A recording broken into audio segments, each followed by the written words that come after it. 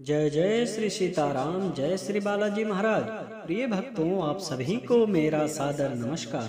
प्रिय भक्तों, आज कोई परम भाग्यशाली ही होगा जो 2 मिनट निकालकर इस महामंत्र को सुनेगा।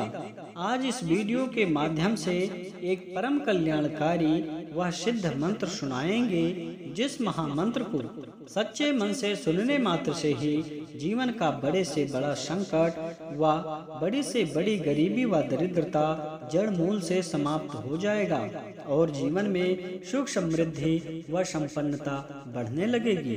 प्रिय भक्तों, आपको जब भी समय मिले प्रभु श्री हनुमान जी महाराज का ध्यान करके सोने से पहले या बिस्तर पर लेटे लेटे ही इस महामंत्र को एक बार जरूर सुने, फिर देखें चमत्कार। इस महामंत्र के प्रभाव से व प्रभु श्री हनुमान जी महाराज की अद्भुत कृपा से जीवन की बड़ी से बड़ी परेशानी, बड़े से बड़ा संकट व अंधकार हमेशा हमेशा के लिए मिट जाएगा।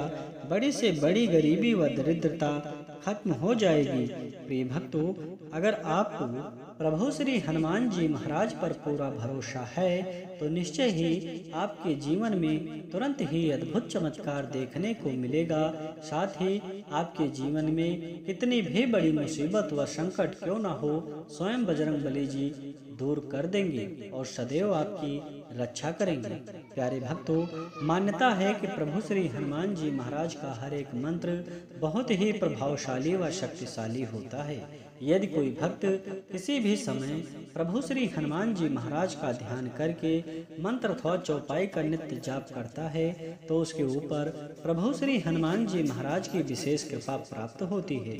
यदि आप अपने जीवन के समस्त प्रकार के विघ्न, बाधा व संकटों से तुरंत ही मुक्ति पाना चाहते हैं तो आइए बिना देर किए इस महाशक्तिशाली व सिद्ध मंत्र को सुने। इससे पहले आप सभी भक्तों से छोटा सा निवेदन है, अगर आप चैनल पर नए हैं तो चैनल को सब्सक्राइब करके कमेंट में जय श्री राम लिखकर आप अपनी हाजिरी जरूर लगा दें। प्यारे भक्तों, यह सिद्ध व चमत्कारिक मंत्र है। ओम नमो हनुमते रुद्रावताराय अध्यात्मकाधि दैविकाधि भौतिकता पत्र निवारणाय रामदूताय स्वाहा। ओम नमो हनुमते रुद्रावताराय अध्यात्मकाधि दैविकाधि भौतिकता पत्र निवारणाय रामदूताय स्वाहा। ओम नमो हनुमते रुद्रावताराय अध्यात्मकाधि दैविकाधि भौतिकता पत्र निवारणाय रामदूताय स्वाहा। ओम नमो हनुमते रुद्रावताराय अध्यात्मकाधि दैविकाधि भौतिकता पत्र निवारणाय रामदूताय स्वाहा। ओम नमो हनुमते रुद्रावताराय अध्यात्मकाधि दैविकाधि भौतिकता पत्र निवारणाय रामदूताय स्वाहा। ओम नमो हनुमते रुद्रावताराय अध्यात्मकाधि दैविकाधि भौतिकता पत्र निवारणाय रामदूताय स्वाहा। ओम नमो हनुमते रुद्रावताराय अध्यात्मकाधि दैविकाधि भौतिकता पत्र निवारणाय रामदूताय स्वाहा। ओम नमो हनुमते रुद्रावताराय अध्यात्मकाधि दैविकाधि भौतिकता पत्र निवारणाय रामदूताय स्वाहा। ओम नमो हनुमते रुद्रावताराय अध्यात्मकाधि दैविकाधि भौतिकता पत्र निवारणाय रामदूताय स्वाहा। ओम नमो हनुमते रुद्रावताराय अध्यात्मकाधि दैविकाधि भौतिकता पत्र निवारणाय रामदूताय स्वाहा।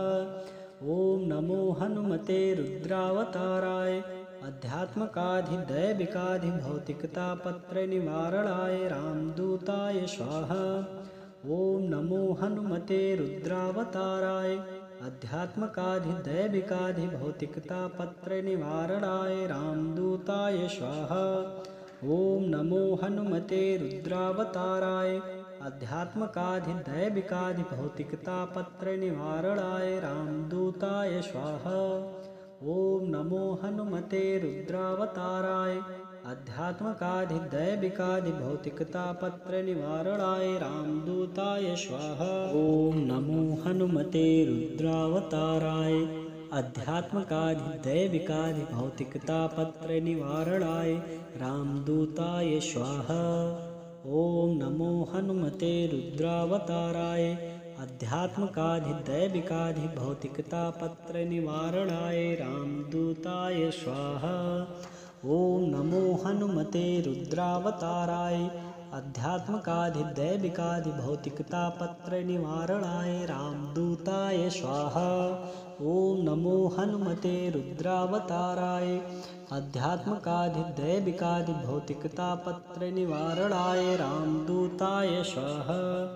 ओम नमो हनुमते रुद्रावताराय अध्यात्मकाधिदैविकाधिभौतिकतापत्रनिवारणाय रामदूताय स्वाहा।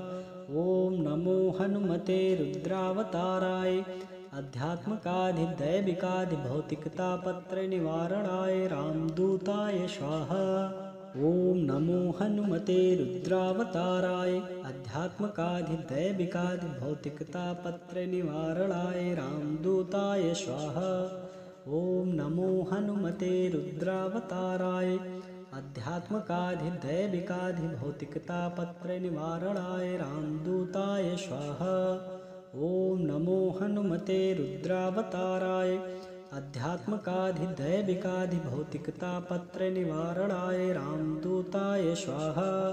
ओम नमो हनुमते रुद्रावताराय अध्यात्मकाधिदैविकाधिभौतिकतापत्रनिवारणाय रामदूताय स्वाहा। ओम नमो हनुमते रुद्रावताराय अध्यात्मकाधिदैविकाधिभौतिकतापत्रनिवारणाय रामदूताय स्वाहा। ओम नमो हनुमते रुद्रावताराय अध्यात्मकाधिदैविकाधिभौतिकतापत्रनिवारणाय रामदूताय स्वाहा। ओम नमो हनुमते रुद्रावताराय अध्यात्मकाधिदैविकाधिभौतिकतापत्रनिवारणाय रामदूताय स्वाहा। ओम नमो हनुमते रुद्रावताराय अध्यात्मकाधिदैविकाधिभौतिकतापत्रनिवारणाय रामदूताय स्वाहा।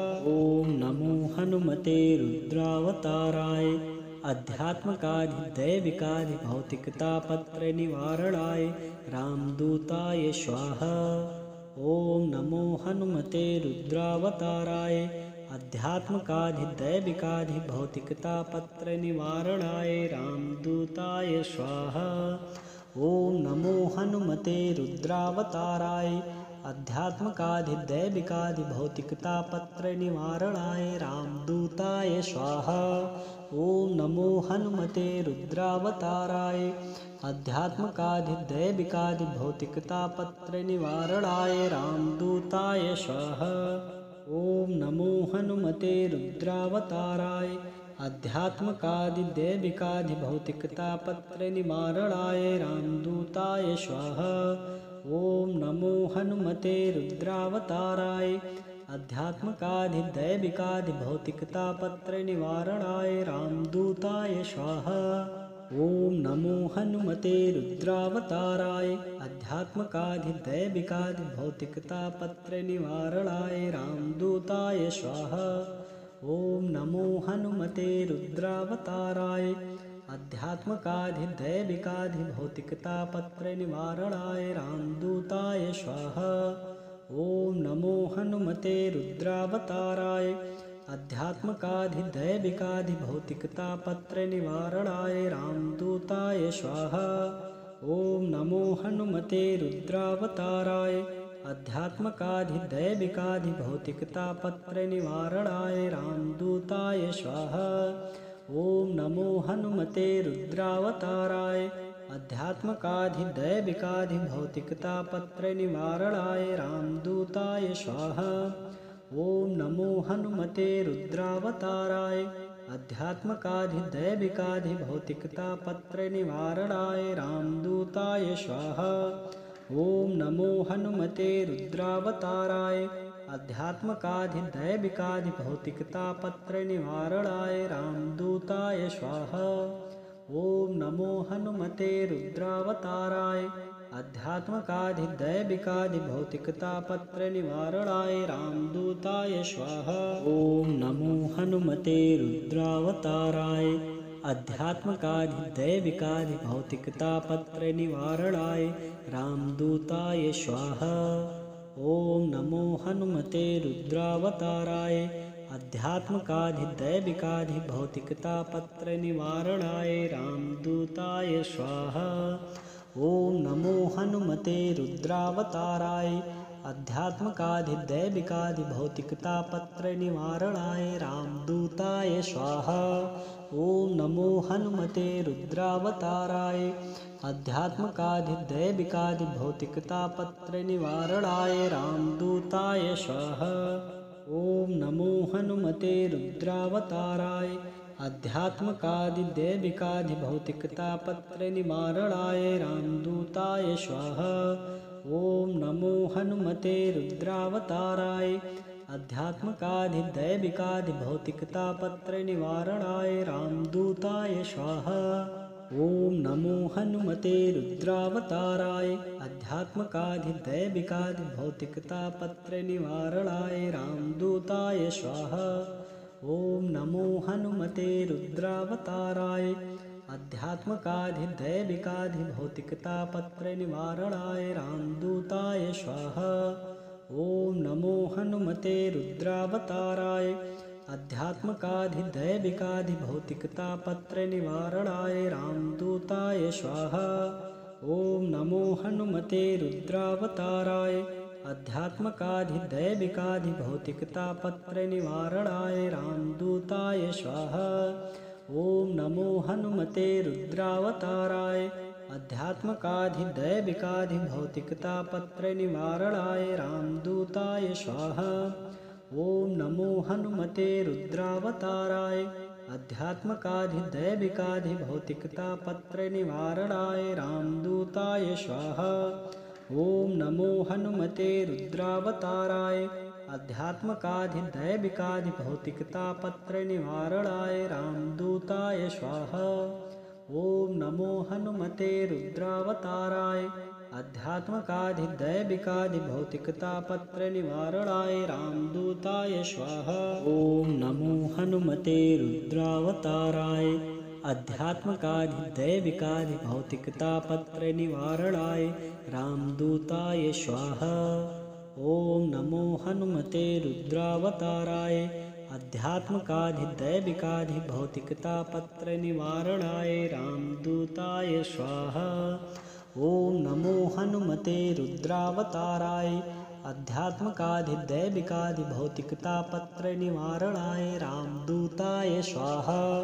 ओम नमो हनुमते रुद्रावताराय अध्यात्मकाधिदैविकाधिभौतिकतापत्रनिवारणाय रामदूताय स्वाहा।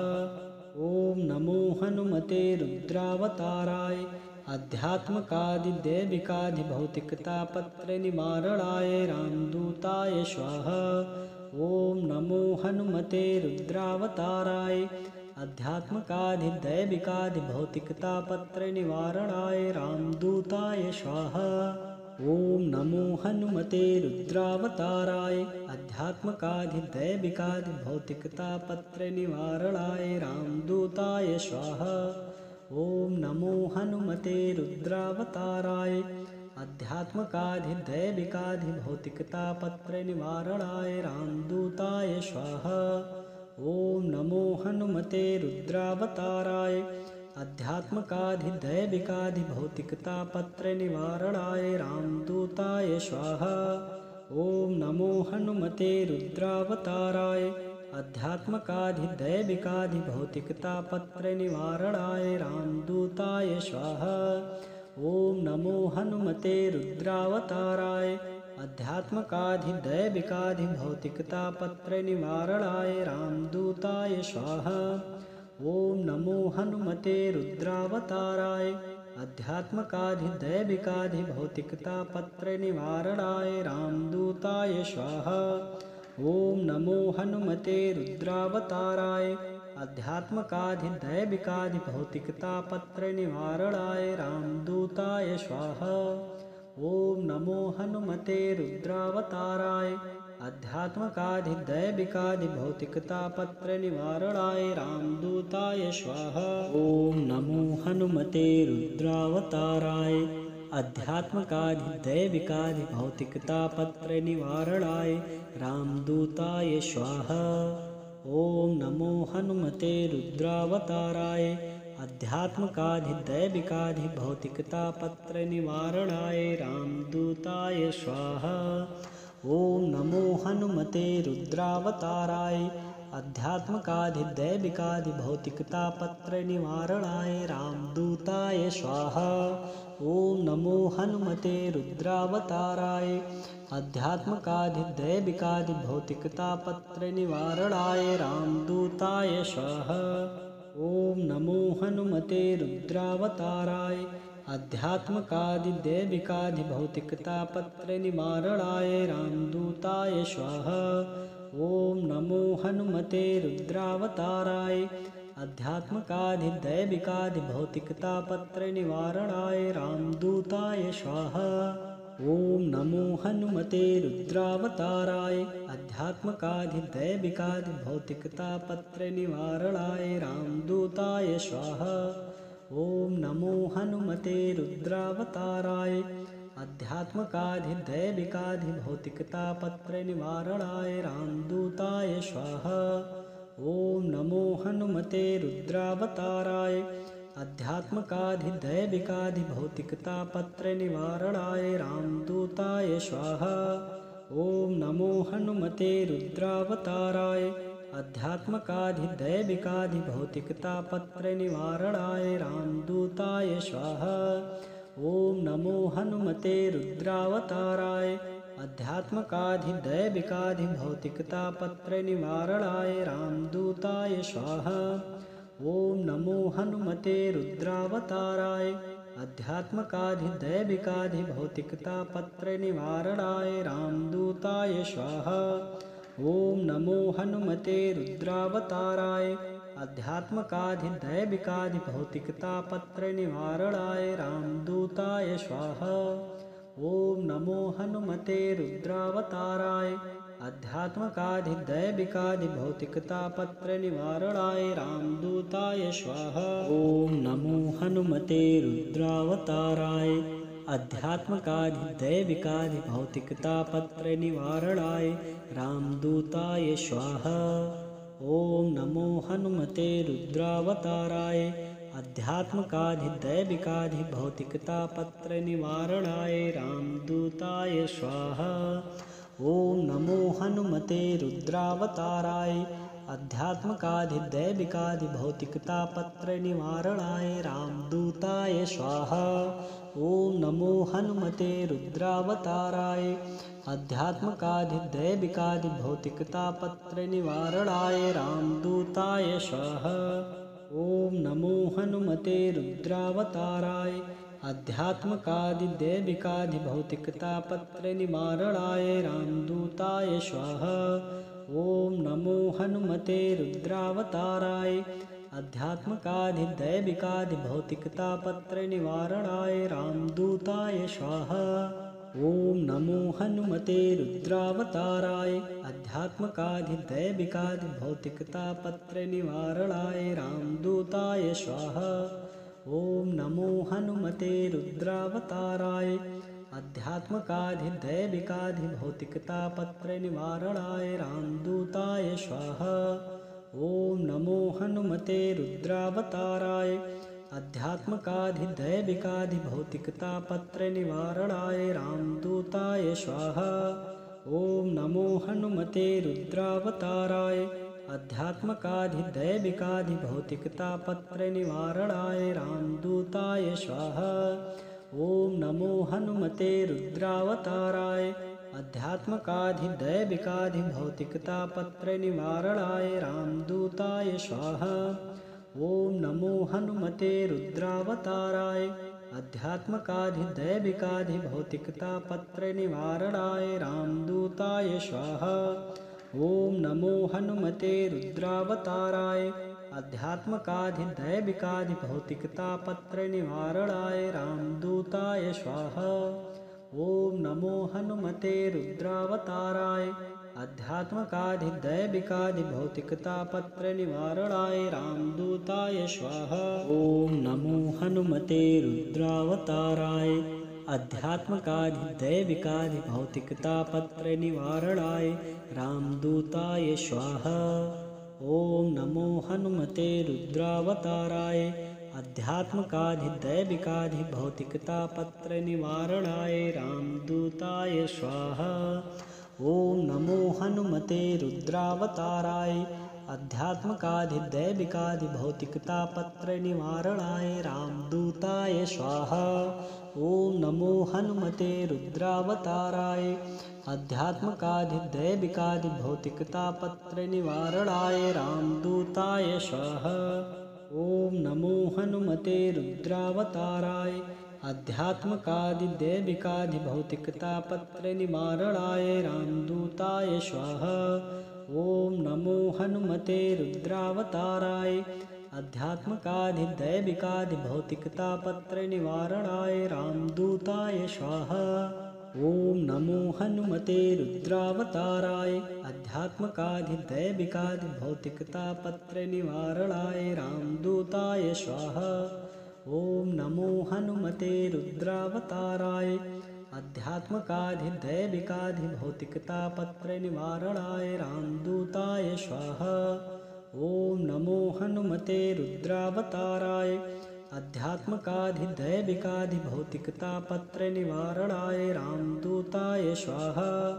ओम नमो हनुमते रुद्रावताराय अध्यात्मकाधिदैविकाधिभौतिकतापत्रनिवारणाय रामदूताय स्वाहा। ओम नमो हनुमते रुद्रावताराय अध्यात्मकाधिदैविकाधिभौतिकतापत्रनिवारणाय रामदूताय स्वाहा। ओम नमो हनुमते रुद्रावताराय अध्यात्मकाधिदैविकाधिभौतिकतापत्रनिवारणाय रामदूताय स्वाहा।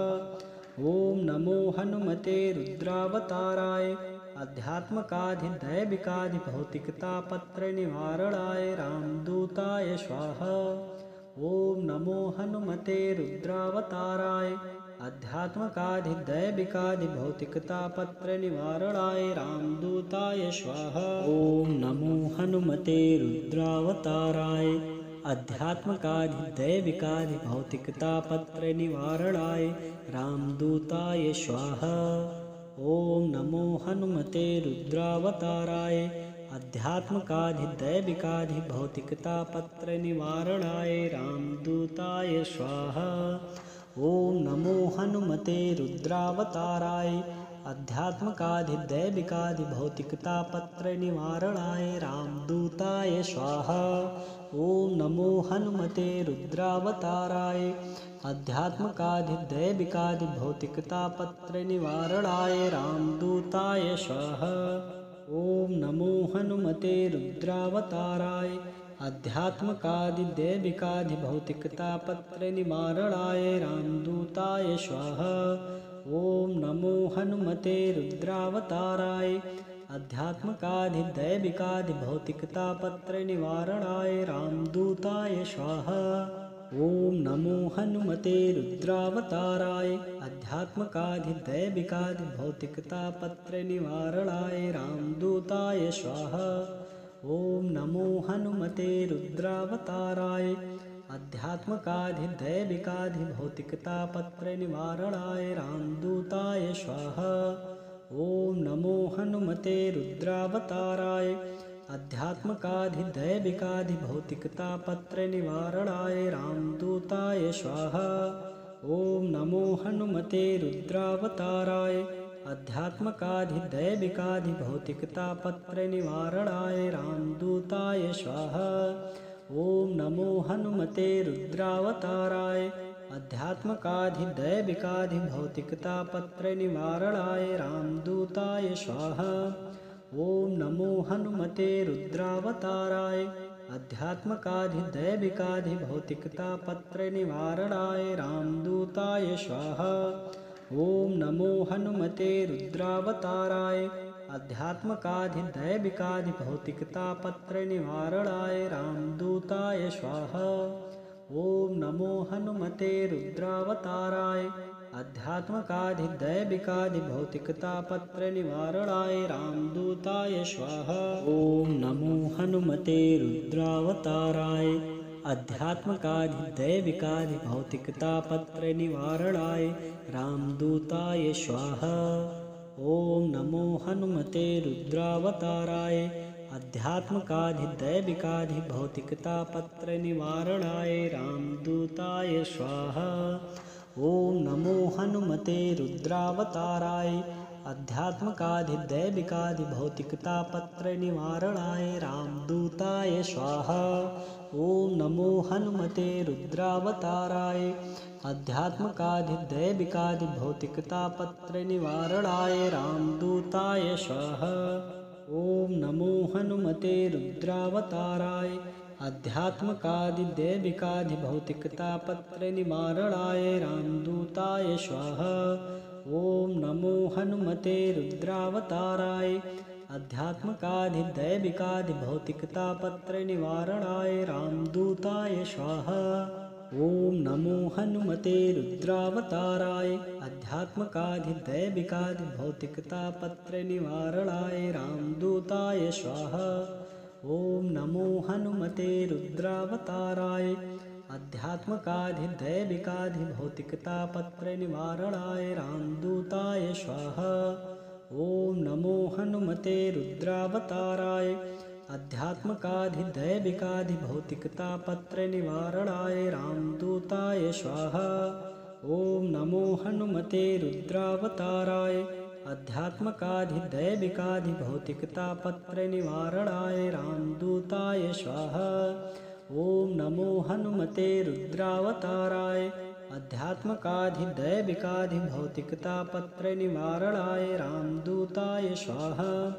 ओम नमो हनुमते रुद्रावताराय अध्यात्मकाधिदैविकाधिभौतिकतापत्रनिवारणाय रामदूताय स्वाहा।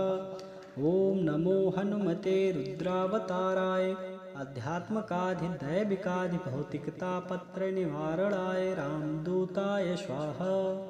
ओम नमो हनुमते रुद्रावताराय अध्यात्मकाधिदैविकाधिभौतिकतापत्रनिवारणाय रामदूताय स्वाहा। ओम नमो हनुमते रुद्रावताराय अध्यात्मकाधिदैविकाधिभौतिकतापत्रनिवारणाय रामदूताय स्वाहा। ओम नमो हनुमते रुद्रावताराय अध्यात्मकाधिदैविकाधिभौतिकतापत्रनिवारणाय रामदूताय स्वाहा। ओम नमो हनुमते रुद्रावताराय अध्यात्मकाधिदैविकाधिभौतिकतापत्रनिवारणाय रामदूताय स्वाहा। ओम नमो हनुमते रुद्रावताराय अध्यात्मकाधिदैविकाधिभौतिकतापत्रनिवारणाय रामदूताय स्वाहा। ओम नमो हनुमते रुद्रावताराय अध्यात्मकाधिदैविकाधिभौतिकतापत्रनिवारणाय रामदूताय स्वाहा। ओम नमो हनुमते रुद्रावताराय अध्यात्मकाधिदैविकाधिभौतिकतापत्रनिवारणाय रामदूताय स्वाहा। ओम नमो हनुमते रुद्रावताराय अध्यात्मकाधिदैविकाधिभौतिकतापत्रनिवारणाय रामदूताय स्वाहा। ओम नमो हनुमते रुद्रावताराय अध्यात्मकाधिदैविकाधिभौतिकतापत्रनिवारणाय रामदूताय स्वाहा। ओम नमो हनुमते रुद्रावताराय अध्यात्मकाधिदैविकाधिभौतिकतापत्रनिवारणाय रामदूताय स्वाहा। ओम नमो हनुमते रुद्रावताराय अध्यात्मकाधिदैविकाधिभौतिकतापत्रनिवारणाय रामदूताय स्वाहा। ओम नमो हनुमते रुद्रावताराय अध्यात्मकाधिदैविकाधिभौतिकतापत्रनिवारणाय रामदूताय स्वाहा। ओम नमो हनुमते रुद्रावताराय अध्यात्मकाधिदैविकाधिभौतिकतापत्रनिवारणाय रामदूताय स्वाहा। ओम नमो हनुमते रुद्रावताराय अध्यात्मकाधिदैविकाधिभौतिकतापत्रनिवारणाय रामदूताय स्वाहा। ओम नमो हनुमते रुद्रावताराय अध्यात्मकाधिदैविकाधिभौतिकतापत्रनिवारणाय रामदूताय स्वाहा। ओम नमो हनुमते रुद्रावताराय अध्यात्मकाधिदैविकाधिभौतिकतापत्रनिवारणाय रामदूताय स्वाहा। ओम नमो हनुमते रुद्रावताराय अध्यात्मकाधिदैविकाधिभौतिकतापत्रनिवारणाय रामदूताय स्वाहा। ओम नमो हनुमते रुद्रावताराय अध्यात्मकाधिदैविकाधिभौतिकतापत्रनिवारणाय रामदूताय स्वाहा। ओम नमो हनुमते रुद्रावताराय अध्यात्मकाधिदैविकाधिभौतिकतापत्रनिवारणाय रामदूताय स्वाहा। ओम नमो हनुमते रुद्रावताराय अध्यात्मकाधिदैविकाधिभौतिकतापत्रनिवारणाय रामदूताय स्वाहा। ओम नमो हनुमते रुद्रावताराय अध्यात्मकाधिदैविकाधिभौतिकतापत्रनिवारणाय रामदूताय स्वाहा। ओम नमो हनुमते रुद्रावताराय अध्यात्मकाधिदैविकाधिभौतिकतापत्रनिवारणाय रामदूताय स्वाहा। ओम नमो हनुमते रुद्रावताराय अध्यात्मकाधिदैविकाधिभौतिकतापत्रनिवारणाय रामदूताय स्वाहा। ओम नमो हनुमते रुद्रावताराय अध्यात्मकाधिदैविकाधिभौतिकतापत्रनिवारणाय रामदूताय स्वाहा। ओम नमो हनुमते रुद्रावताराय अध्यात्मकाधिदैविकाधिभौतिकतापत्रनिवारणाय रामदूताय स्वाहा। ओम नमो हनुमते रुद्रावताराय अध्यात्मकाधिदैविकाधिभौतिकतापत्रनिवारणाय रामदूताय स्वाहा। ओम नमो हनुमते रुद्रावताराय अध्यात्मकाधिदैविकाधिभौतिकतापत्रनिवारणाय रामदूताय स्वाहा। ओम नमो हनुमते रुद्रावताराय अध्यात्मकाधिदैविकाधिभौतिकतापत्रनिवारणाय रामदूताय स्वाहा। ओम नमो हनुमते रुद्रावताराय अध्यात्मकाधिदैविकाधिभौतिकतापत्रनिवारणाय रामदूताय स्वाहा। ओम नमो हनुमते रुद्रावताराय अध्यात्मकाधिदैविकाधिभौतिकतापत्रनिवारणाय रामदूताय स्वाहा। ओम नमो हनुमते रुद्रावताराय अध्यात्मकाधिदैविकाधिभौतिकतापत्रनिवारणाय रामदूताय स्वाहा। ओम नमो हनुमते रुद्रावताराय अध्यात्मकाधिदैविकाधिभौतिकतापत्रनिवारणाय रामदूताय स्वाहा। ओम नमो हनुमते रुद्रावताराय अध्यात्मकाधिदैविकाधिभौतिकतापत्रनिवारणाय रामदूताय स्वाहा। ओम नमो हनुमते रुद्रावताराय अध्यात्मकाधिदैविकाधिभौतिकतापत्रनिवारणाय रामदूताय स्वाहा। ओम नमो हनुमते रुद्रावताराय अध्यात्मकाधिदैविकाधिभौतिकतापत्रनिवारणाय रामदूताय स्वाहा। ओम नमो हनुमते रुद्रावताराय अध्यात्मकाधिदैविकाधिभौतिकतापत्रनिवारणाय रामदूताय स्वाहा। ओम नमो हनुमते रुद्रावताराय अध्यात्मकाधिदैविकाधिभौतिकतापत्रनिवारणाय रामदूताय स्वाहा। ओम नमो हनुमते रुद्रावताराय अध्यात्मकाधिदैविकाधिभौतिकतापत्रनिवारणाय रामदूताय स्वाहा। ओम नमो हनुमते रुद्रावताराय अध्यात्मकाधिदैविकाधिभौतिकतापत्रनिवारणाय रामदूताय स्वाहा। ओम नमो हनुमते रुद्रावताराय अध्यात्मकाधिदैविकाधिभौतिकतापत्रनिवारणाय रामदूताय स्वाहा। ओम नमो हनुमते रुद्रावताराय अध्यात्मकाधिदैविकाधिभौतिकतापत्र